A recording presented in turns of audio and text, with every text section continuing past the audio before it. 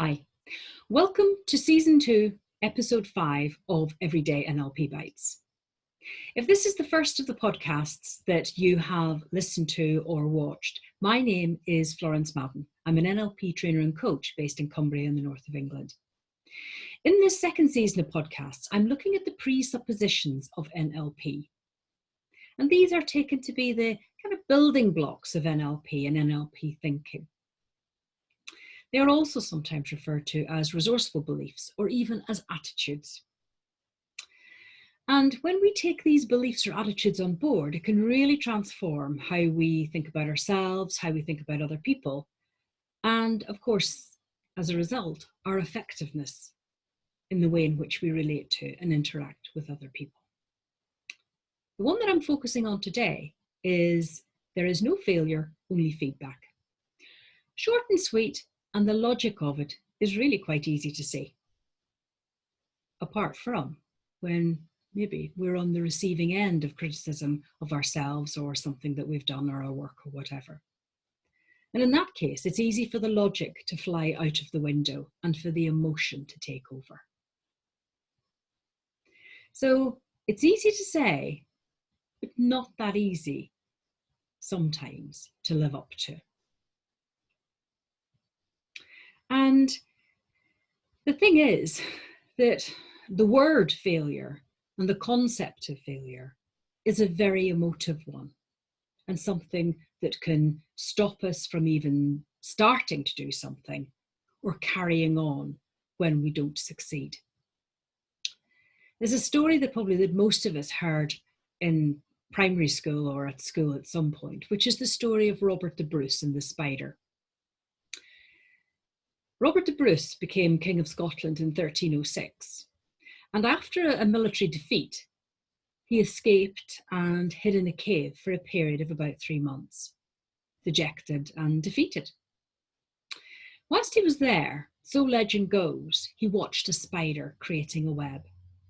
And that spider suffered a few reversals as well, falling down, the web being broken, whatever. But what he noticed was that even when the web was broken or when the spider fell down, it got back up again and it kept on going until it succeeded. And that, so legend goes, is what inspired him to get up and have another go. And apparently what he said to his men at that time was, if at first you don't succeed, try again. And I, for one, heard that an awful lot through my school days. And he did just that and ended up winning the Battle of Bannockburn in 1314. So there is no failure if you don't chance it. There is no failure if you don't have a go at something. And although hearing the criticism of something that we've done or experiencing failure is rarely going to be a pleasurable thing, there's still something that we can learn from it. Because every time we do something and it doesn't succeed, then if we go looking for it, we can find things to improve the next time round. And of course, there's the other story that often comes to mind in these circumstances of Thomas Edison, who created the first light bulb. And apparently he had thousands of attempts to create a light bulb.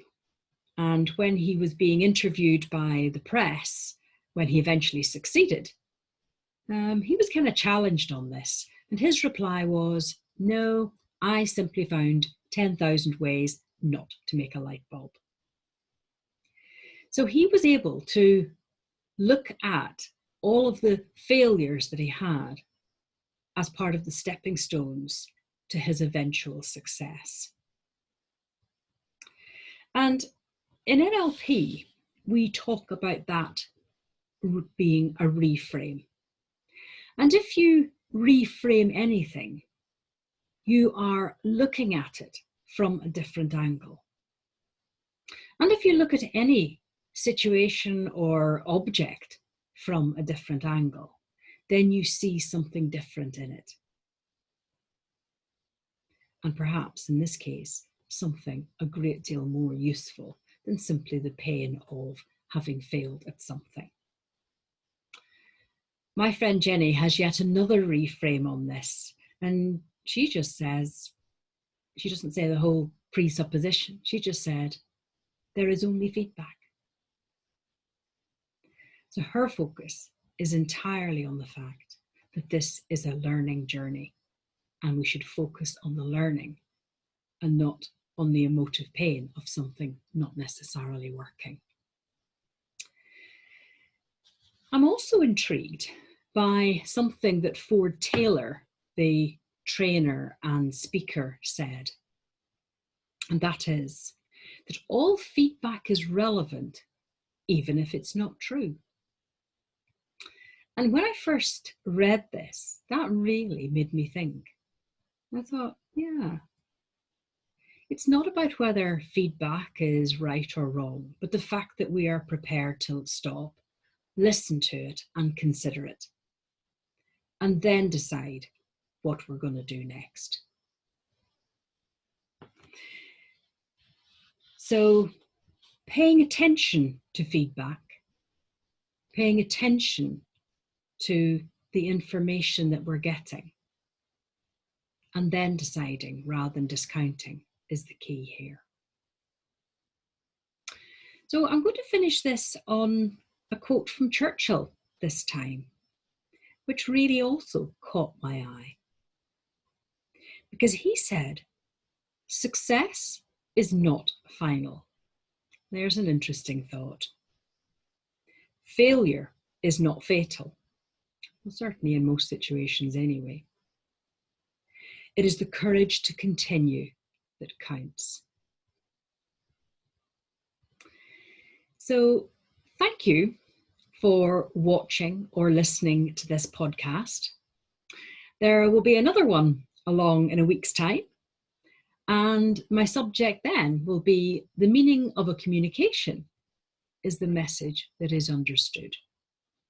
So I hope you join me then when I'm unraveling that. Thank you.